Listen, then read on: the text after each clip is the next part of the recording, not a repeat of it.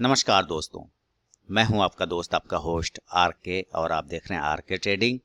दोस्तों, तारीख है 1 नवंबर 2020, दिन है रविवार, और यहां पर आपके सवाल मेरे जवाब का 88वां एपिसोड लेकर आपके सामने हाजिर हूं। कल सैटरडे को यानी बीते हुए शनिवार को 31 अक्टूबर 2020 को, जैसा कि पता है, हर सैटरडे को मेरा आपके सवाल मेरे जवाब का सेक्शन ऑन होता है, जिसमें आप मार्केट रिलेटेड क्वेरी करते हैं मुझसे मेरे व्हाट्सएप पर, जिसको मैं संडे को वीडियो बना के जवाब देता हूं। तो जितने भी रात 12 बजे तक सवाल आए, सारे सवालों को कलेक्ट करने के बाद, और जो रूल के हिसाब से, नियम के हिसाब से आए, जो यहाँ पे मैंने लिखे हुए, उन सारे सवालों को कलेक्ट करने के बाद मैं अपना व्यू लेकर उस पर आया हूँ। तो उम्मीद करता हूँ वीडियो आप पूरा देखेंगे, क्योंकि जो सवाल आपने नहीं भेजे हैं, हो सकता है किसी और भाई साहब ने भेजा हो, किसी और व्यूवर ने भेजा हो, तो उनसे भी आपको बहुत कुछ सीखने और समझने को मिल सकता है। तो वीडियो पूरा देखिए, फीडबैक जरूर दीजिए, और लाइव मार्केट में कॉल प्राप्त करने के लिए टेलीग्राम चैनल को ज्वाइन कर लीजिए। अगर आप नए सब्सक्राइबर हैं, नए व्यूवर हैं, तो चैनल को सब्सक्राइब करिए, बेल का आइकन प्रेस करिए, जिससे मेरे वीडियो की लेटेस्ट नोटिफिकेशन मिल जाएगी सबसे पहले। तो चलिए सवालों का सिलसिला शुरू करते हैं और देखते हैं कि सबसे पहला सवाल किसका है। मैं सिर्फ अपना व्यू बताऊंगा, कोई भी पर्सनल बाइंग और सेलिंग की सलाह यहाँ पे नहीं होगी, डिस्क्लेमर ध्यान में रखें। तो चलिए सवालों का सिलसिला शुरू करते हैं और देखते हैं सबसे पहला सवाल किस व्यूवर ने मुझे क्या भेजा है। सऊदी अरेबिया से जुबैर कुरैशी साहब ने लिखा कि टीसीएस, रिलायंस एंड ब्रिटेनिया में स्विंग ट्रेडिंग के लिए कहाँ बाय करना है। इनको स्विंग ट्रेडिंग करना है टीसीएस में, रिलायंस में, ब्रिटेनिया में। ब्रिटेनिया के लेवल तो मैंने पहले भी बताए हुए, 3100 के ऊपर का लेवल है, 3100 या 3600। मैं अभी चार्ट देख लेता हूँ, याद आ जाएगा। और रिलायंस जिस जगह पे खड़ा है भाई साहब, आप बिल्कुल वहाँ पे अगर रिस्क नहीं लेना चाहते हैं तो छोटा रिस्क बनता है इस जगह पे, जहाँ पे आप बाइंग कर सकते हैं। फिर भी हम लोग चार्ट पे चल के देख लेंगे एक बार कि टीसीएस का प्राइस, टीसीएस बिल्कुल अपने सपोर्ट के पास खड़ा है, क्योंकि अगर ये लेवल ब्रेक करता है, देखिए बिल्कुल सपोर्ट से बाउंस किया, तो टीसीएस ने, जैसे कि मैंने पहले भी कहा था कि टीसीएस इस लेवल से बाउंस करेगा। अगर आप मेरे निफ्टी, आईटी और फार्मा स्टॉक्स को फॉलो करते हैं, तो मैंने टीसीएस के लेवल ऑलरेडी दे दिए थे, ठीक है। लेकिन फिर भी ये भी करेंट जगह पे सही है, बड़ा स्टॉप लॉस नहीं है, मात्र 64 पॉइंट का स्टॉप लॉस, क्योंकि अपना लोअर पॉइंट के पास है, तो यहाँ पे भी बाइंग कर सकते हैं। लेकिन याद रखना है कि अगर इस लेवल को ये ब्रेक करता है 2600 को, देन ये आपको 2550 तक का भी लेवल दिखा सकता है, इसलिए स्टॉप लॉस 2600 का लगा के चलना होगा। करेंट प्राइस पे भी सही लग रहा है टीसीएस। दूसरा स्टॉक है रिलायंस। रिलायंस ने भी काफी दिनों के बाद एक जर्नी स्टार्ट किया है, छोटा सा जर्नी है, ज़्यादा नहीं, जर्नी स्टार्ट किया है, जो कि अपना सपोर्ट 2000 से बाउंस कर रहा है। इसका इंपॉर्टेंट सपोर्ट 2000 है। इसका भी आप करेंट प्राइस पे सीएमपी पे लेने की कोशिश करें तो वो भी सही है, क्योंकि 50-60 पॉइंट्स का स्टॉप लॉस बनता है। लेकिन ये लेवल कटने के बाद अगर नीचे कटता है तो बड़ी गिरावट फिर देखने को मिल सकती है। लेकिन मेरे ख्याल से अगर 2100 के ऊपर एक बार रिलायंस निकल जाए तो एक अच्छा मूवमेंट बन सकता है। तो रिलायंस हो गया, टीसीएस हो गया, और ब्रिटेनिया आपका है ना। तो ब्रिटेनिया 36 या 31 है, 3600 होगा शायद, 34, हाँ बिल्कुल है ना, 3600 के ऊपर। रिलायंस, ब्रिटेनिया में 3600 के ऊपर, उसके पहले तो नहीं बन रहा है बाइंग। 3600 के ऊपर अगर बनेगा तो 3800 तक के लेवल दिखाने की कोशिश कर सकता है ब्रिटेनिया। तो इस लेवल को ध्यान में रखें और स्टॉप लॉस को लगा के चलें, जिससे आपको कोई ज़्यादा लॉस ना हो। तो फीडबैक ज़रूर दीजिए, और लाइक और कमेंट करने की बात है तो आप कर सकते हैं। बढ़ता हूँ अगला सवाल की तरफ, और अगला सवाल है रेढ़ाकोल सबलपुर से प्रीतम लाल थापा साहब लिख रहे हैं कि some idea, please some idea, 2 lakh investment पे डेली 25,000 कमा पाएंगे इंट्राडे में, और एमसीएक्स कमोडिटी पे इन्वेस्टमेंट सही है कि नहीं। अब मैं इनको क्या जवाब दूं, मैं थोड़ा सा धर्म संकट में पड़ गया हूँ। 2 लाख का इन्वेस्टमेंट, वो भी इंट्राडे में, ठीक है, कोई बात नहीं, लेकिन आप 25,000 लेना चाहते हैं डेली, 2 लाख के इन्वेस्टमेंट। सर ये डेली वर्ड जो है ना सर, इंट्राडे में नहीं चलता प्रीतम लाल साहब। मेरी बातें शायद आपको कड़वी लगे, लेकिन मैं सारे व्यूवर जो सुन रहे हैं, मैं उनको भी ये बताना चाहूँगा और उनका भी फीडबैक चाहूँगा, क्या ये डेली वर्ड इंट्राडे में चलता है क्या, कि डेली मुझे प्रॉफिट लेके जाना है? नहीं हो पाता है प्रीतम लाल साहब, थापा साहब, ऐसा नहीं हो पाता है। डेली प्रॉफिट नहीं, यहाँ क्या है सर, आप डेली आएंगे या डेली प्रॉफिट लेके जाएंगे? अगर आप डेली प्रॉफिट लेंगे तो मैं एक सवाल आपसे कहूँगा कि लॉस कौन लेगा फिर? अगर आप प्रॉफिट डेली लेंगे तो लॉस कौन लेगा? तो जवाब आता है अगर मैं प्रॉफिट लेता हूँ तो मुझे ही लॉस भी लेना पड़ेगा, है ना। इसलिए डेली वर्ड कृपया इंट्राडे में, अगर आप इंट्राडे समझते हैं और इंट्राडे का मीनिंग पता है बेहतर से, इंट्राडे के रिस्क पता है आपको बेहतर तरीके से, तो कृपया कर ये डेली वर्ड यूज ना करें इंट्राडे में। आप डेली नहीं ले सकते प्रॉफिट। कोई माई का लाल, मैं एकदम ये वर्ड यूज, कोई माई का लाल डेली प्रॉफिट नहीं ले सकता इंट्राडे में डेली, ठीक है, लॉस भी लेना पड़ेगा उनको।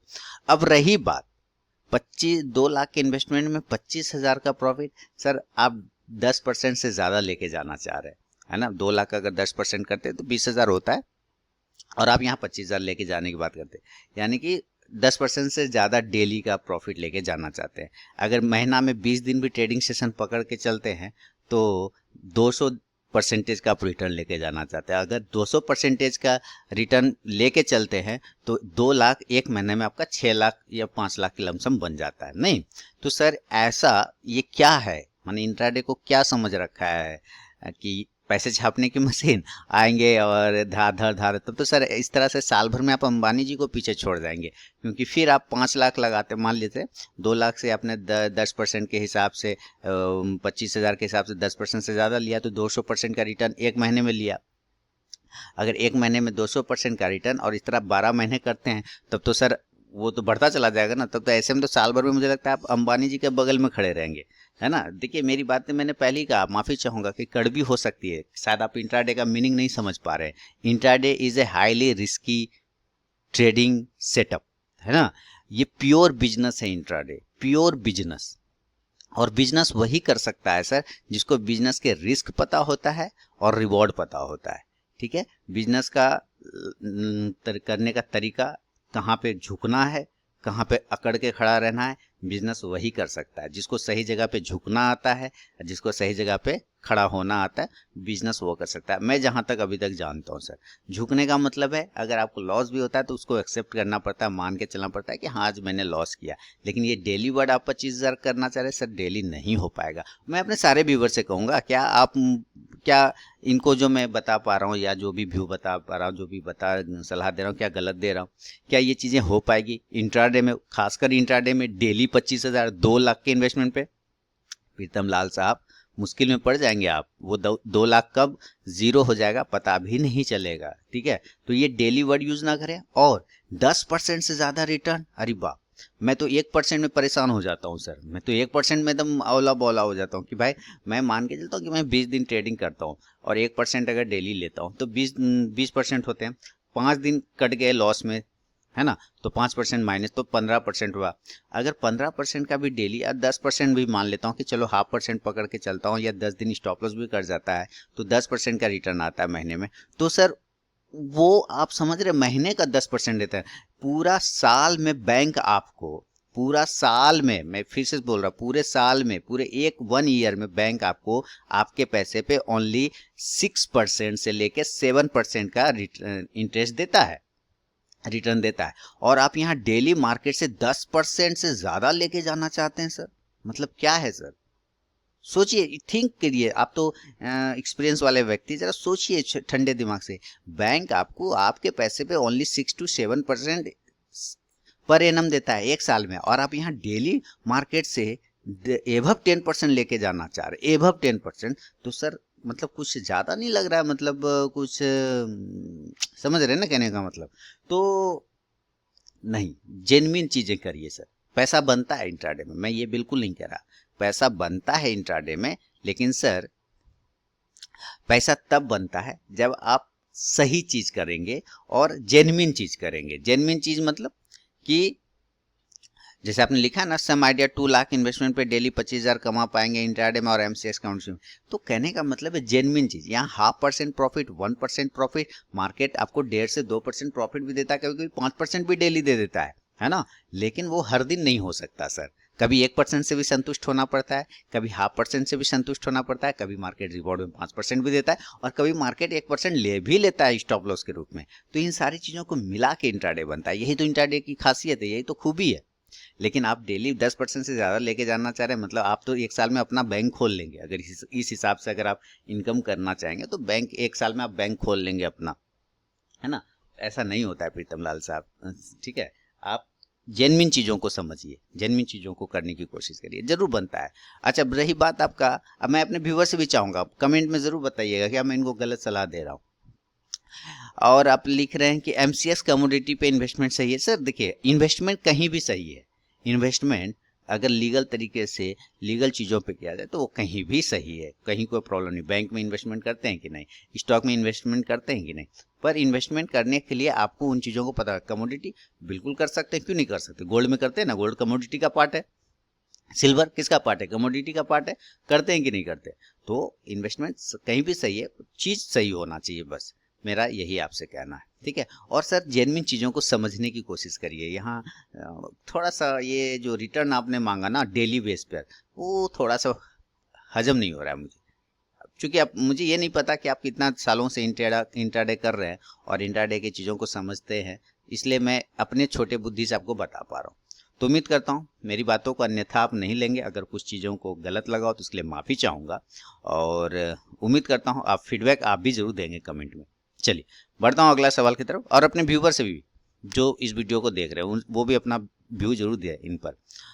अगला सवाल है मंथन सेल के साहब धुले महाराष्ट्र से लिख रहे हैं हीरो मोटो कॉर्प पर, हीरो मोटो कॉर्प, हालांकि पूरा नहीं लिखा है इन्होंने, व्यू बाय साइड हो सकता है कि सर बाय साइड ही होगा हीरो मोटो पे, ऐसा क्या है?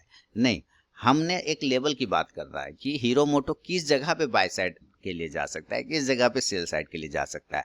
अभी आप देखिए फेस्टिव सीजन है, दिवाली का सीजन है, तो हीरो मोटो कॉर्प में एक बाइंग आई भी थी, आपने देखा होगा इधर दुर्गा पूजा के आसपास में, तो हीरो मोटो में एक बाइंग आई थी, अच्छी खासी रैली आई थी हीरो मोटो कॉर्प में। आप यहाँ पे देखिए, है ना, अक्टूबर तक में ये हाई लगा गया 3300 के आसपास, फिर वहां से करेक्ट करके 15 दिन में नीचे भी आ गया।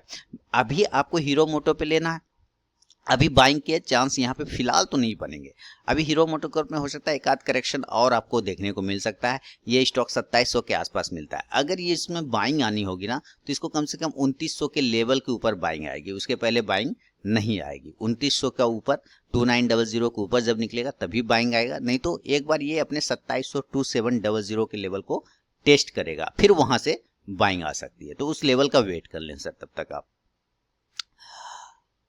उम्मीद है मंथन साहब बात समझ गए होंगे आप। चलिए अगला सवाल की तरफ बढ़ता हूँ। और देखिए कूच बिहार वेस्ट बंगाल से जयंता सरकार लिख रहे हैं कि please explain target and stop loss in my flowing stock. SBI 193.50 पे लिया है, एलएमबी 97.50 पे लिया है, आईसीसी बैंक 394 पे लिया है। आईसीसी बैंक को मैंने 380 पे ही बाय दिया था सर, एंजॉय करिए, उसमें प्रॉफिट तो बन ही रहा है, ऑलरेडी उसके टारगेट आ चुके हैं।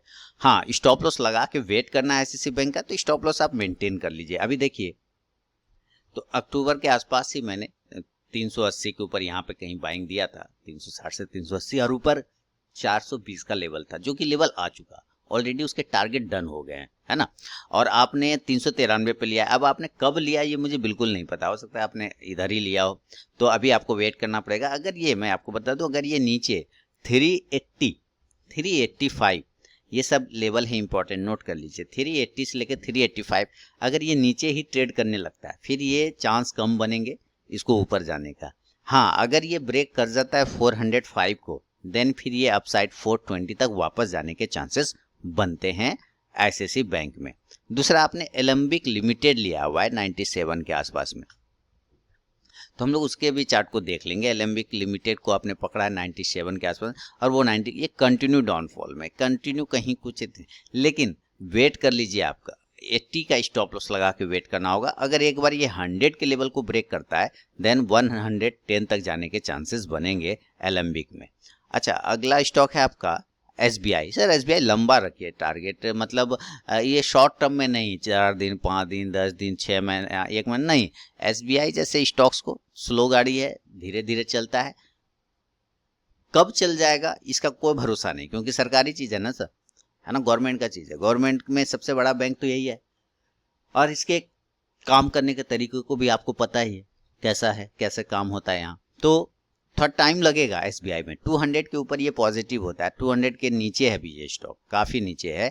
जब ये 200 के ऊपर जाएगा ना तब ये फिर इसमें एक रैली आएगी, लेकिन जब तक ये 200 के नीचे है ना तब तक इसका हालत थोड़ा सा गड़बड़ है। देखिए ये 200 से रिजेक्ट हो जाता है बार बार, तो नजर रखिए।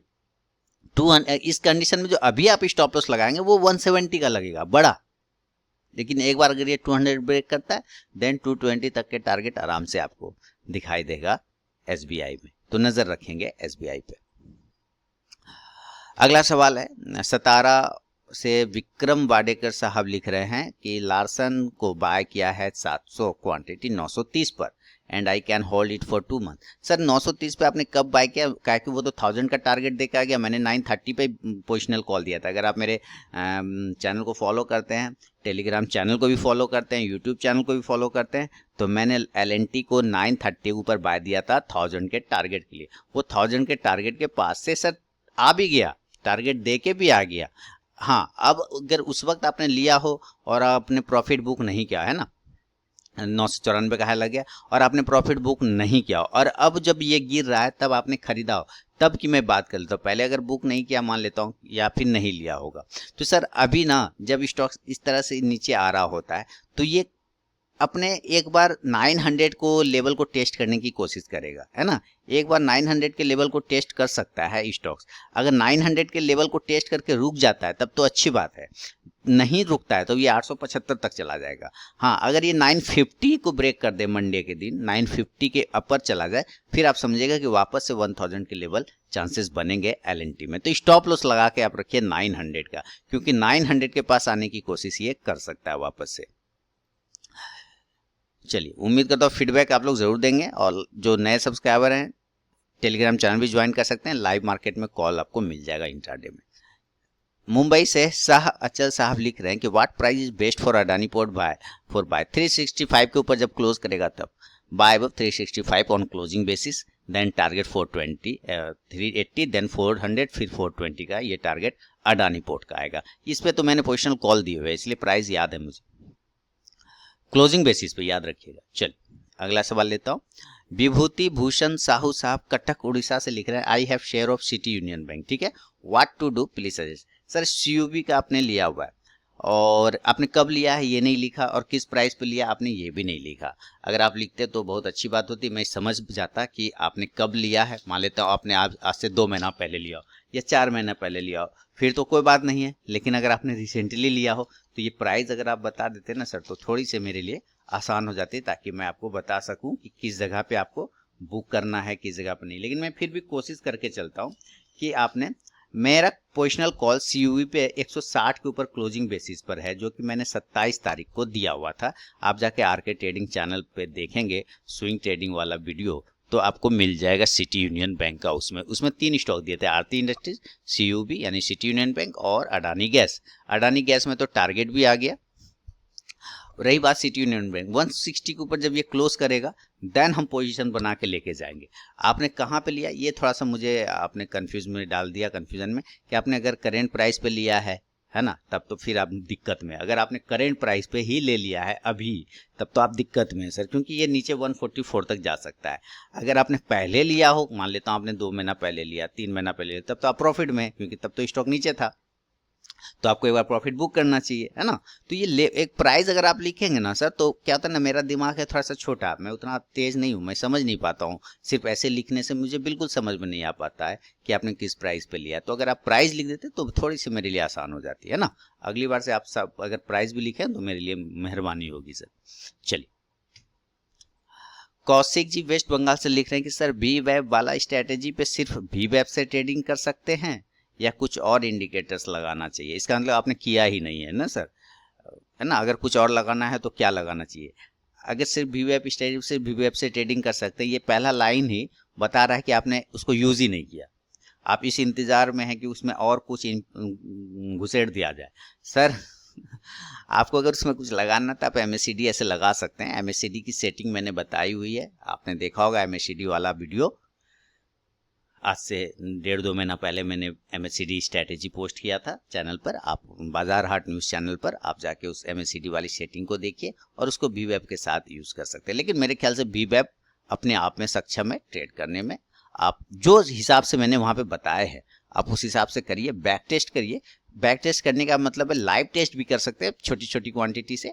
आप जब उस पर कॉन्फिडेंट हो जाए किसी भी चीज़ पे, देखिए प्रैक्टिस करेंगे ना तभी परफेक्ट बन पाएंगे। बिना प्रैक्टिस के कोई परफेक्ट नहीं बन पाता है सर। एक बार 2 बार कर लेने से रिजल्ट सही नहीं आएगा, गड़बड़ हो जाएगा, माइंड सेट सही नहीं रहेगा, तो आपको लगेगा ये बेकार है। नहीं, आप जो चीज़ कंटिन्यू यूज़ करते हैं वो आपके लिए यूज़फुल हो जाता है। पेस्ट आप ब्रश यूज़ करते हैं ना डेली, क्यों यूज़ करते हैं? क्योंकि वो आपके लिए बढ़िया ना, आप डेली यूज़ कर रहे हैं तो आपको पता है उससे क्या होता है, उसका कहाँ पे लाभ है कहाँ पे नुकसान है ना। कहने का मतलब है अगर आप डेली ब्रश नहीं करेंगे तो फिर आपको प्रॉब्लम हो जाएगी, आपको ये कन्फ्यूजन पैदा चलेगा कौन सा ब्रश अच्छा है कौन सा पेस्ट बढ़िया है, ये कन्फ्यूजन पैदा। आप डेली यूज़ करिए ना, फिर आपको पता चल जाएगा। बैक टेस्ट कर लीजिए, क्या दिक्कत है, लेकिन मेरे ख्याल से लाइव टेस्ट ज़्यादा बेहतर होता है बैक टेस्ट के मुकाबले। एमएससीडी चेंज करना चाहते एक बार लगा के चेक कर सकते हैं सर। समीर गांधी साहब कहाँ से पूछ रहे हैं? नवसारी गुजरात से।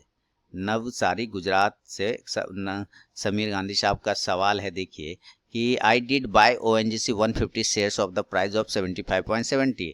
अच्छा 150 शेयर 75 रुपये 70 पैसे पे ONGC को खरीदा। I am already in loss of around 14%। ठीक है, I can wait for 2 to 3 year considering the fact the ONGC will recover at least touch the swing higher around 85। अच्छा what is your value?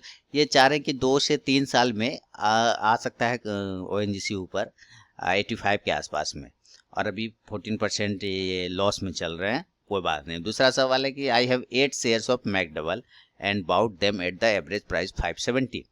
This is causing me loss of 12% already. ऐसे 12% का loss भी हो रहा है। Yes I can wait here as well and believe that in can go up and touch the swing high around 640। What is your take on it? Sir 540, सबसे पहले आप मैकडबल को लीजिए। 540 के ऊपर जब तक मैकडबल नहीं जाता है सर, एकदम लिख लीजिए कहीं पे मैकडबल का लेवल है ना। बहुत सारे स्टॉक्स के प्राइस तो मुझे याद रहते हैं, दिन भर यही काम ही है मेरा, है ना। तो मैकडबल जब तक 540 के ऊपर नहीं जाएगा ना, इसका कुछ नहीं हो सकता। अब 540 आपके प्राइस से नीचे है, याद रखिए। आपने 570 पे लिया है, मैं 540 की बात कर रहा हूँ। 540 के ऊपर जाएगा देन आपको 600, 580, 600 ये सब लेवल आएगा, लेकिन सबसे पहले तो 540 ही मुश्किल है इसको जाना। तो आप वेट कर सकते हैं, अच्छी बात है, आप वेट कर लीजिए। दूसरी बात, हाँ लॉस नहीं देगा वो ठीक है, लेकिन देखिए एक्चुअली क्या ना, मैकडबल क्या बनाती है, वाइन बनाती है ना। और अभी आप देख ही रहे स्थिति, ना शॉप सही से खुल रहा था ना कुछ खुल रहा था, है ना। ये सारी चीज़ की वजह से थोड़ी प्रॉब्लम तो चल रही है। दूसरी बात है ONGC PSU सेक्टर है सर। ONGC याद रखिए PSU सेक्टर है ONGC। तो आप इसमें 3 साल 2 से 3 साल वेट करने के फिराक में है ONGC पे। ONGC आपको डिविडेंड वगैरह बढ़िया देता है, उसके लिए ONGC को अगर लेना है तो लीजिए। कभी इस वजह से मत लीजिए कि वो छोटे प्राइस का स्टॉक है, मैं बोरा भर के खरीद लूँगा, कम पैसे में ज़्यादा स्टॉक मिल जाएगा, फिर ये डबल हो जाएगा ट्रिपल हो जाएगा। इस हिसाब से ONGC को कभी नहीं लेना चाहिए। ONGC को अगर लेना है तो सिर्फ डिविडेंड के लीजिए, डिविडेंड वो अच्छा देता है, कोल इंडिया ONGC सबके लीजिए तो ठीक है। बाकी उससे प्रॉफिट की बात करते हैं तो सर चलिए ONGC का चार्ट देख लेता हूँ। ऐसे ONGC मैं ज़्यादा फॉलो करता नहीं, क्योंकि मुझे पता है इसका वो सोया हुआ प्राणी है, ये सब चलता है, धीरे धीरे चलेगा। स्टॉप लॉस 60 का लगा के चलना पड़ेगा सर। 70 रुपीज़ को जब तक ये ब्रेक नहीं करेगा ONGC ना, तब तक ये अपसाइड में जाने की चांसेस कम बने। अगर ये 70 को ब्रेक करेगा देन 80 तक जा सकता है, लेकिन पहले 70 को ब्रेक करना पड़ेगा इनको सर, ठीक है ना सर। तो उम्मीद करता हूँ आपने स्टॉप लॉस भी सुन लिया होगा। अब मैकडबल के लिए सर आपको वेट करना होगा थोड़ा लंबा, अभी वो 500 के आसपास चल रहा है मैकडबल, है ना। वेट कर लीजिए ज़रा मैकडबल में। गुजरात अहमदाबाद से CK पंडित साहब लिख रहे हैं, CK पंडित साहब गुजरात अहमदाबाद से, कि UBL को 50 क्वांटिटी लिया 1040 पे, क्या करें, लॉस बुक करें या होल्ड करना है? देखिए UBL को ले लिया तो UBL सर मैंने दिए हुए थे ना, UBL में तो मैंने कॉल भी दिया हुआ है। टेलीग्राम चैनल आप फॉलो करते हैं UBL? शायद मैंने UBL दिया है ना, एक मिनट चेक कर लेता हूँ। 30 अक्टूबर 2020 यानी कि परसों की बात बता रहा हूँ, मैंने 8:53 सुबह में शॉर्ट टर्म कॉल UBL 925 के ऊपर दिया है बाय, 895 का स्टॉप लॉस, टारगेट 955 से 985 का UBL, ठीक है। तो आपने भी UBL लिया हुआ है। UBL को आपने जो लिया है कितना पे लिया? 1000 के आसपास लिया ना। मैं फिर प्राइस आपका देखना चाहूँगा। आपने 1040 पे लिया है तो ठीक है, 1040 पे लिया, मैं तो 925 के ऊपर ही बाइंग की बात करूँ, बिल्कुल वो लेवल एक्टिवेट है। और मेरे ख्याल से अगर ये जाता है तो सबसे पहले इसको 960 को टेस्ट करना चाहिए, देन 1000 को। सर ये 1000 के पास जाने के बाद 960 पहला टारगेट, देन 1000 होगा। वहां से जाने के बाद वो एक बार फिर गिर सकता है नीचे की साइड। मैंने आपका जो लेवल आने में अभी आपको और वेट करना पड़ेगा, है ना। इसको 2 बार तकलीफ होगा यूबीएल को, एक बार 1000 के पास, एक बार 960 के पास, देन वो फिर 140 तक जाने की कोशिश करेगा। तो आप अगर वेट करना है तो इस 890 का स्टॉप लॉस लगा के वेट कर सकते हैं। आपने कब लिया? आपने बहुत पहले लिया है लग रहा है, यहाँ से गिरा 1040 से, तो आपने इसी के आसपास लिया होगा। और मैंने इधर रिसेंटली दिया है ना, परसों दिया है मैंने कॉल। तो इसलिए मैं कहता हूँ आप टेलीग्राम चैनल भी फॉलो कर सकते हैं, वहाँ पे भी मैं पोजिशनल कॉल देता रहता हूँ। अगला सवाल है, सूरज जी बीकानेर से लिख रहे हैं कि चार्ट क्या कर सकता है, inverted flag I have 1 share. अच्छा चलिए मैं समझ गया। इन्होंने एक इमेज भेजा था एमआरएफ शेयर का, 71,000 पे एक स्टॉक इन्होंने लिया हुआ है एमआरएफ का। एसएल एंड टारगेट पूछ रहे हैं, मैं रुकूं या निकल जाऊं ये चाह रहे हैं। तो एक शेयर 71,000 पे लिया, खैर कोई बात नहीं, और चार्ट वगैरह कुछ बना हुआ है इस तरह से है। तो हम लोग एमआरएफ का चार्ट यहाँ पे लगा लेते हैं। 71,000 इनका प्राइस है, नोट कर लेते हैं। और वो 65,000 के आसपास में चल रहा है, यही है ना, यही स्टॉक था ना सर आपका, एमआरएफ ही तो था मेरे ख्याल से, क्योंकि और तो कोई स्टॉक का प्राइस 71,000 के आसपास नहीं है। 71,000 आपको वेट करना होगा सर, 68,000 के लेवल को क्रॉस करने का वेट करना होगा। अगर ये क्रॉस कर जाता है तो सर ठीक है, अदरवाइज ये 64,000 64,000 के लेवल को नीचे ब्रेक करता है, देन आपको निकल जाना चाहिए मेरे ख्याल से एमआरएफ से। अगला सवाल लेता हूं, अंबरनाथ डिस्ट्रिक्ट थाने से विनायक मिस्त्री साहब लिख रहे हैं कि आप टेलीग्राम चैनल पे जो कॉल देते हैं उसमें बाय साइड और sell side with stop loss and target देते हैं, तो ये सौदा मैं कवर ऑर्डर में लगा सकता हूँ क्या? कवर ऑर्डर में टारगेट नहीं लगता सर, ब्रैकेट ऑर्डर में टारगेट लगता है। इसका मतलब समझ रहे ना, कवर ऑर्डर में टारगेट नहीं सिर्फ स्टॉप लॉस लगता है, ब्रैकेट ऑर्डर में टारगेट और स्टॉप लॉस दोनों लगता है। तो आप ब्रैकेट ऑर्डर में लगा सकते हैं, लेकिन याद रखिए ये कैसे आपको पता चलेगा कि आज ये सौदा बाय साइड जाना है कि सेल साइड जाना है ना। इसके लिए तो आपको वापस टर्मिनल के सामने बैठना पड़ेगा, तो आप ये ध्यान रखिए। अच्छा टेलीग्राम चैनल पे बात करते हैं, है ना, ठीक है। तो आप टेलीग्राम चैनल बिल्कुल ब्रैकेट ऑर्डर में लेके कर सकते हैं, स्टॉप लॉस भी लगा सकते हैं और टारगेट। बिना स्टॉप लॉस तो ट्रेड ही नहीं करना है, बिल्कुल कर सकते हैं। टेलीग्राम चैनल पे जो कॉल मिलते हैं आपको इंट्राडे में, आप उस पर ब्रैकेट ऑर्डर के साथ यूज कर सकते हैं जरूर। तनवीर आलम साहब दिल्ली से लिख रहे हैं कि मेरे पास भारतीय एयरटेल 455 की बाइंग है, टारगेट और स्टॉप लॉस क्या होगा? भारतीय एयरटेल में तो सर टारगेट भी आ गया मेरा, है ना। मैंने भारतीय एयरटेल के जो कॉल दिए थे मैं आपको दिखाता हूं सर। अगर बात करें भारतीय एयरटेल, तो मैंने भारतीय एयरटेल के कॉल कब देखे, भारत फोर्स, केसीएल, यूपीएल, जील, सीमस, यूबीएल, ये वीडियो बना के भारतीय एयरटेल दिया था ना, ये देखिए, है ना। भारतीय एयरटेल 415 से 420 के ऊपर बाइंग दिया था, 395 एसएल, 445 से लेकर 475 का टारगेट 19 अक्टूबर को, और ये टारगेट भी डन हो गया, है ना, टारगेट डन हो चुका है। चलिए चार्ट पे चलते हैं। भारतीय एयरटेल, भारतीय एयरटेल सारे कॉल मैं देता रहता हूँ, आप लोग फॉलो नहीं करते। देखिए 485 का हाई लगा के चला आया, 485 का हाई लगा के चला आया, और आपकी प्राइस है आपने 455 पे लिया है, तो सर वेट कर लीजिए। आपने अगर बुक नहीं किया तो वेट कर लीजिए। इस थोड़ा सा परेशानी है, चार्ट पे थोड़ा सा परेशानी है, ध्यान रखिए। अगर इसको नीचे के लेवल 425 ब्रेक नहीं करे, 420 भी ले सकते हैं, स्टॉप लॉस 420 का मेंटेन करिए। 420 का, अगर ये 420 ब्रेक कर जाएगा तो फिर और भयानक गिरेगा, 400 तक जा सकता है ये नीचे की साइड में, तो स्टॉप लॉस पकड़ के चलिए। अगला सवाल संजय जी महाराष्ट्र से लिख रहे हैं कि सर आपके वीडियोस में रोज देखता हूँ और आपकी स्ट्रेटेजी से चलता हूँ। मेरा सवाल है, आप रोज 2 से 3 स्टॉक्स कैश में और एक करेंसी में ट्रेड करते हो, आपको कितना कैपिटल रखना पड़ता है? सर करेंसी का अगर एक लॉट लेते हैं ना, उसमें 400 रुपये लगेंगे, ठीक है। तो आप उसके हिसाब से आपको कितना लॉट चाहिए। मैं फायर्स में ट्रेड करता हूँ, तो मैं फायर्स की बात बता रहा हूँ। एक लॉट लेने में 400 रुपये समथिंग लगता है, तो मान लेता हूँ 15 लॉट लेता हूँ, तो उस हिसाब से 6,000 उसके हो गए, है ना, 6-7 हज़ार। बाकी अगर टोटल बात करूँ तो 2-3 स्टॉक कैश में रख के आप अगर 50,000 के आसपास भी अपना अकाउंट, ट्रेडिंग अकाउंट में रखते हैं, तो 50,000 में इतने सारे में आप कर सकते हैं 2-3 स्टॉक कैश में, जैसा कि मैं करता हूँ, और बाकी एक करेंसी में। तो 50,000 सफिशिएंट होता है, बशर्ते आपको अपना रिस्क मैनेजमेंट पता होना चाहिए, मनी मैनेजमेंट पता होना चाहिए, और किस स्टॉक को कितना लेना है ये आपको पता होना चाहिए, देन आप बिल्कुल कर सकते हैं। मेरा इंट्राडे में होता है, मैं कभी 50,000 रख लेता हूँ, कभी उससे ऊपर रख लेता हूँ, कभी कम रख लेता हूँ। जैसे मान लेता हूँ प्रॉफिट होता है ना, तो उसको मैं नहीं निकालता हूँ। सपोज नहीं निकाला जिस दिन मैंने विड्रॉ नहीं किया, नहीं मैं डेली विड्रॉ कर लेता हूँ। आपको लोगों को पता नहीं है, मैं अगर मैं प्रॉफिट में निकलता हूँ, मैं उसी शाम में विड्रॉ मार देता हूँ। ठीक है, जैसे कि मान लेता हूँ 5,000 कमाया सपोज, तो मैं 1,000 छोड़ देता हूँ और 4,000 विड्रॉ कर देता हूँ। आप कहते हैं ये 1,000 क्यों छोड़ा?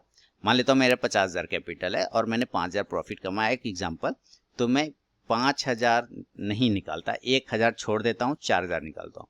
अभी 1,000 क्यों छोड़ता हूँ? ये सोचता हूँ कि मैं ब्रोकरेज दिया, कटेगा पटेगा छटेगा, सब कटने के बाद चलो 1,000 माइनस हो गया, ऐसे राउंड नंबर ले लेता हूँ, तो 4,000 विड्रॉ कर लेता हूँ। तो ये कभी कभी विड्रॉ नहीं कर पाता, तो वो क्या होता है, वो कैपिटल उसमें ऐड हो जाता है ना, वो प्रॉफिट उसमें ऐड हो जाता है, फिर अगले दिन उससे ट्रेड होता है। तो ये कोई फिक्स नहीं है कि 50,000 ही रखना है, 40,000। हाँ, जो इतना आप कह रहे हैं कि 2-3 स्टॉक कैश में और एक करेंसी में, तो उसके लिए 50,000 सफिशियंट है, 50,000 सफिशियंट है। अगला सवाल है भावनीश जी दिल्ली से कह रहे हैं, the one most important thing to see in charts for intraday trade. Intraday trade में सिर्फ एक ही चीज इनको जानना है जो बहुत इंपॉर्टेंट होता है चार्ट पर, बाकी कोई चीज इनको नहीं जानना। सर एक चीज जानने से हालांकि कुछ होगा नहीं, लेकिन एक चीज देख भी नहीं सकते हम लोग। कोई भी एक इंट्राडे ट्रेडर एक चीज कभी नहीं देखता सर, कोई एक चीज वो ये नहीं कह सकता कि ये ट्रेंड लाइन मोस्ट इंपॉर्टेंट है, ये इंडिकेटर मोस्ट इंपॉर्टेंट है, ये प्राइस मोस्ट इंपॉर्टेंट है ना, ये लेवल मोस्ट नहीं। मैं जो इंट्राडे चार्ट देखता हूँ, मैं सिर्फ अपने लेवल को देखता हूँ, सिर्फ लेवल। जैसे कि एक दिन पहले मेहनत कर लिया सर, है ना, समझिएगा भावनीश जी, थोड़ा सा हो सकता है आपको लग रहा हो कि घुमा रहा हूँ, नहीं, जो जो फैक्ट है, जो सही है वो बता रहा हूँ। जैसे एक दिन पहले मेहनत कर लिया चार्ट पर कि यहाँ पे जाएगा तो बाय करूंगा, यहाँ पे जाएगा तो सेल करेंगे, ऐसे करके सब नोट कर लिया। अब अगले दिन इंट्राडे करने बैठा हूँ, सारे स्टॉक्स लग गए अपने वॉच लिस्ट में। उसके बाद वो देखता हूँ कि जो मैंने रखे हैं प्राइस, उस प्राइस पे कौन सा स्टॉक एक्शन कर रहा है, तो वो मेरे लिए इंपॉर्टेंट है, यानी वो प्राइस मेरे लिए इंपॉर्टेंट है। ठीक है, उस वक्त फिर ये नहीं होता है, मैं ये नहीं देखता हूँ निफ्टी गिर रहा है, बैंक निफ्टी ऊपर जा रहा है, नहीं, मेरा प्राइस आ गया मैं बाय कर लूंगा, मेरा प्राइस आएगा मैं सेल कर दूंगा। स्टॉप लॉस लगा हुआ है, कटेगा तो स्टॉप लॉस कटेगा, क्योंकि वो मैं मान के चलता हूँ कि स्टॉप लॉस होता है कटने के लिए। स्टॉप लॉस कटने की खुशी होनी चाहिए कि इतना गिरने के बाद भी मैंने सिर्फ उतना ही लॉस लिया जितना मुझे लेना था, तो वो स्टॉप लॉस लगाना वेरी इंपॉर्टेंट है। देन इंट्राडे पे वो प्राइस बहुत इंपॉर्टेंट करता है। इंट्राडे चार्ट पे प्राइस आपको पकड़ना होगा, किस प्राइस पे उसके में मूवमेंट आता है। उम्मीद करता हूँ फीडबैक जरूर देंगे आप लोग। बहुत अच्छा सवाल आप लोगों ने भेजा है, लिखा है, और बहुत ही अच्छा लग रहा है मुझे। आप लोग अपना फीडबैक जरूर दीजिए। अमित कुमार जी न्यू दिल्ली से लिख रहे हैं कि फेडरल बैंक 300 क्वांटिटी 60 रुपये 30 पैसे में लिया है, पीएल का 18 क्वांटिटी 1497 में, एंड एल्कम लेबोरेटरीज का 2700 में बाय है। नेक्स्ट 1 से 3 मंथ का क्या लेवल मिल सकता है? सर ये तीनों की स्थिति खराब है। फेडरल बैंक जब तक 60 के ऊपर जाएगा नहीं, 70 का लेवल आएगा नहीं, 65 का लेवल आएगा नहीं, वो ऑलरेडी 60 के नीचे है फेडरल बैंक, है ना। आप अगर मेरे बैंकिंग स्टॉक्स को फॉलो करते हैं तो आपको वहाँ पे कंटिन्यू मैं डेली बताता रहता हूँ, अपने बाजार हाट न्यूज़ चैनल पर फॉलो करते हैं, बैंकिंग स्टॉक्स का वीडियो डालता हूँ। उसमें मैंने पहले ही बोला कि 60 का लेवल जब तक ये ब्रेक करेगा नहीं, 65 आएगा नहीं, तो स्थिति तो इसकी भी गड़बड़ है, बहुत गड़बड़ है। 60 के ऊपर का मुझे वेट करना है, 60 का ऊपर जाएगा तभी सर, अभी कुछ नहीं हो सकता है इसका। नीचे आ रहा है, आने दीजिए, फिर ये बाउंस करेगा, लेकिन 60 का लेवल जब ब्रेक करके क्लोज कर जाएगा तब जानिएगा आपको राहत का सांस आप ले सकते हैं। अब वो 1 महीना में जाएगा कि 3 महीना में, इसका भी कोई गारंटी वहां पे तो होता नहीं है स्टॉक्स में। दूसरा है पीएल को 1497, बहुत ऊपर पकड़ लिया आपने पीएल को सर, पिरामल को बहुत ऊपर आपने लिया हुआ है, बहुत भयानक। हालांकि आपने लास्ट फ्राइडे को थोड़ा सा एंजॉय किया होगा, थोड़ी रैली आई है पीएल में, लेकिन वो सिर्फ ये नहीं है कि मस्त है चला जा रहा है, नहीं, अभी इसके पास बहुत रेजिस्टेंस है। 1375 रुपए का एक लेवल है, देखिए स्टॉक है 1262 पे, मैं 1375 की बात कर रहा हूँ। 1375 के ऊपर जब तक ये नहीं जाएगा ना, ये अपने पुराने रंग रूप में वापस नहीं आ सकता है सर। क्लियर है? चलिए अगला सवाल है क्या है, एल्कम 2700 पे लिया है। अगर आप मेरे आरके ट्रेडिंग चैनल पे फार्मा स्टॉक्स को फॉलो करते हैं, एलकम को ही ना, हाँ, अगर फार्मा स्टॉक्स को फॉलो करते हैं तो मैं उसमें क्लियर कट बताता रहता हूँ। 2700 के नीचे सेल, 2700 के ऊपर बाय, क्लोजिंग बेसिस पे ये देखिए 2700 के ऊपर जब तक ये क्लोज नहीं करेगा ये 2800 का लेवल नहीं आएगा। 2700 के नीचे टेस्ट करता रहेगा वो 2600 2500 तक भी जा सकता है। नज़र रखिए, आप एक 2600 का स्टॉप लॉस लगाइए, वेट करिए 2700 के क्लोज होने का, देन ये 2800 तक का टारगेट आपको दिखा सकता है। अगला सवाल लेता हूँ, सवाल थोड़ा बड़ा है, पढ़ना पड़ेगा पूरा। मयूर सगोरे साहब इंदौर से पूछ रहे हैं, मध्य प्रदेश इंदौर से, कि मेरा ये कहना है कि कोई भी स्टॉक्स में हमें बाय या सेल करना है तो बाय सेल करने से पहले क्या हमें निफ्टी या बैंक निफ्टी को देखना ज़रूरी है या नहीं? मतलब कि निफ्टी या बैंक निफ्टी अपसाइड मोमेंटम है तो क्या हमें स्टॉक्स में सिर्फ बाइंग पर ही रीफोकस रखना चाहिए, या Nifty bank Nifty down side momentum है तो क्या हमें सिर्फ सेल साइड ही फोकस रखना चाहिए? मैं ये सब नहीं देखता सर, मैं सिर्फ ये देखता हूँ कि मेरा लेवल आ गया, मेरा प्राइस आ गया, मैं बाय कर लूँगा, मेरा लेवल सेल साइड का आ गया, मैं सेल कर लूँगा। यानी जिस स्टॉक्स में मेरा काम बन रहा है, जो प्राइस आ रहा है मेरा, वो कर लेना। जो आपने लिखा भी है लास्ट में, जिस साइड पे सेटअप क्रिएट हो रहा है उसी में बिल्कुल आपने उसी को देखना है ना, क्योंकि आपने उस स्टॉक्स को फॉलो किया है। हाँ, निफ्टी बैंक निफ्टी को एक्स्ट्रा लेके आप चल रहे हैं तो इसका मतलब आप थोड़ा सा सिक्योर होके चलना चाहते हैं, या आप एक्यूरेसी और इंक्रीज, तो ये अच्छी बात है कि आप अदर चीज़ों को भी वहाँ पे देखने और समझने की कोशिश करें। ये गलत चीज़ नहीं है, बहुत ही अच्छी चीज़ है। लेकिन इंट्राडे में चूंकि एक फास्ट ट्रेड होता है, इंट्राडे में क्या होता है, फास्ट ट्रेडिंग करना पड़ता है, तो आप वहाँ पे कितनी कितनी चीज़ों को देखेंगे, bank Nifty volume, indicator, RSI, MACD, Bollinger band, ये वो सुपर ट्रेंड, क्या देखेंगे सर? इतना देर में तो प्राइस आके चला जाएगा, पता भी नहीं चलेगा, है ना। तो वहाँ पे फास्ट ट्रेड करना पड़ता है, इसलिए अपने प्राइस को फॉलो करिए। जो आपने देखा है पहले से स्टॉक्स में, उस चीज़ आकर क्रिएट हो रहा है तो बिल्कुल अपने अकॉर्डिंग ट्रेड करिए सर। अगला सवाल है मिसेस शैला जी का बेंगलोर से, कि I have sold USD/NR November future. अच्छा, नवंबर फ्यूचर को इन्होंने सोल्ड कर दिया है 74.12 पे, suggest target and sell, and Dow Jones crashed but still USD/NR is uptrend. How does Nifty index and Dow Jones impact USD/NR please?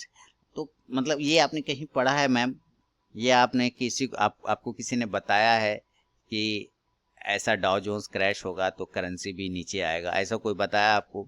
या Nifty गिरता है तो करेंसी ऊपर जाता है, ऐसा कोई बताया?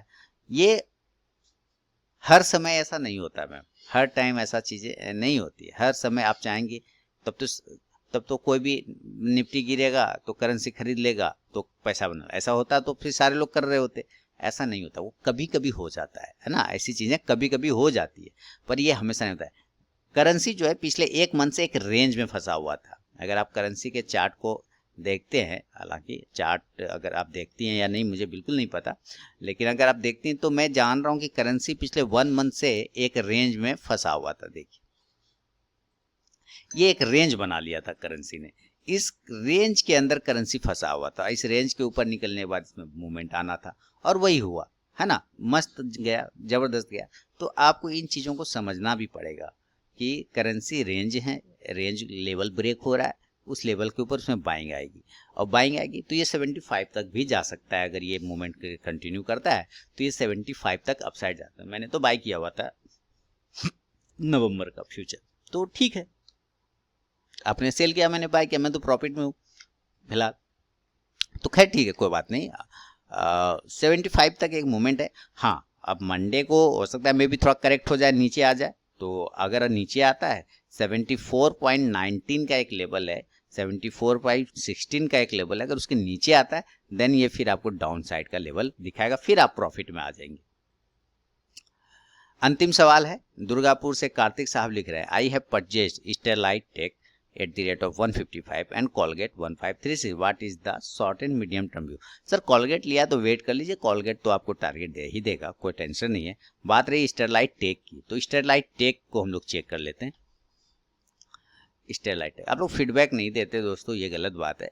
इतना मेहनत से वीडियो बनाता हूँ, ऐसा सेशन लोग पैसा लेके ऑर्गेनाइज करते हैं, ये सब सेशन पैसा लेके लोग ऑर्गेनाइज करते हैं। इसके चार्ट कहाँ चले गए,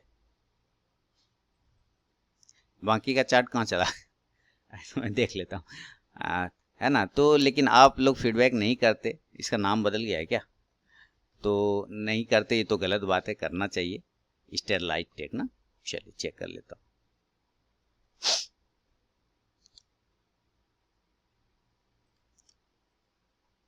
चार्ट नज़र ही नहीं आ रहा है। चलिए ट्रेडिंग व्यू पे खोल लिया चार्ट स्टेरलाइट टेक का। देखिए स्टेरलाइट टेक का अपने कार्तिक साहब लिया है, कोई दिक्कत वाली बात नहीं है। और सॉरी, वापस से स्टेरलाइट चार्ट लगाना होगा। स्टेरलाइट टेक शायद फायर्स में नहीं आ रहा है, कुछ प्रॉब्लम हो सकता है। हाँ, स्टेरलाइट चार्ट ट्रेक को आपने 155 के आसपास लिया है। मैं एक बार फिर से आपका प्राइस देखना चाहूँगा, किस प्राइस पे आपने लिया है। 155, बिल्कुल आपने 155 पे लिया है। थोड़ा सा आपको वेट करना पड़ेगा सर, ये थोड़ा सा गड़बड़ चल रहा है। 140 का एक बार आपको कहीं ना कहीं ये लेवल खतरनाक दिखा सकता है स्टेरलाइट टेक। अगर ये 150 के लेवल को अप साइड में क्लोज नहीं करता है, देन ये 140 तक जा सकता है। स्टेरलाइट टेक नज़र रखिए स्टॉप लॉस के साथ, है ना। कोलपाल कोई दिक्कत नहीं, कोलपाल आपने बाय किया 1500 समथिंग पे, वेट कर लिए। कोलपाल 1550 के लेवल को ब्रेक करेगा, देन एक बार ये 1600 तक का भी लेवल आपको कोलपाल दिखा सकता है। तो ये इसमें कोई प्रॉब्लम नहीं। मैंने कोलपाल पे तो कॉल भी दिया हुआ था, पोजिशनल कॉल, तो उसका काम भी हो गया था। खैर चलिए, तो वेट कर लीजिएगा आप। और ये सवालों का सिलसिला अब खत्म हो गया दोस्तों। तो उम्मीद करता हूँ अपना फीडबैक जरूर दीजिए। मेरे इस सवालों के, आपके सवाल मेरे जवाब के सेक्शंस हैं, आपको जो फ़ायदा बेनिफिट मिलता है मुझे बताइए कमेंट सेक्शन में। और क्या सुधार चाहते हैं मैं वो करने की कोशिश करूँगा। आप मुझे फीडबैक दीजिए ताकि मैं इसको और बेहतर बना सकूँ। पिछले 2 सालों से लगभग ये चलता चला आ रहा है। आपके सवाल मेरे जवाब सब आप लोगों के सहयोग से ही है। तो चलिए, उम्मीद करता हूँ फीडबैक जरूर करेंगे और चैनल को सब्सक्राइब कर लीजिए। इसके बाद नेक्स्ट वीडियो में मिलता हूँ, जो आज संडे को मिलेंगे। 6 स्टॉक्स इंट्राडे के, Nifty pharma, IT stock analysis, कुछ पोजिशनल कॉल के वीडियोस, ये सब आपको मिल जाएंगे। तो मिलता हूँ नेक्स्ट वीडियो में, तब तक के लिए बहुत बहुत धन्यवाद दोस्तों।